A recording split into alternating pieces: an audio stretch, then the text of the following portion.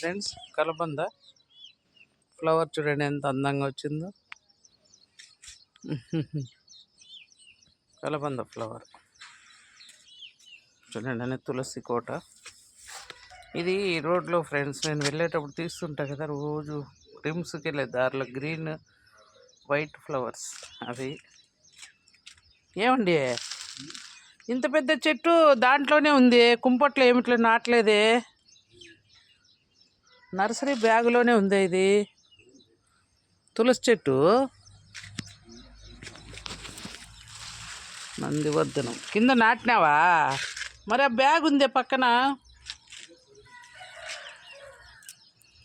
ఇవి అందవన్నావు కదా ఈ పూలు.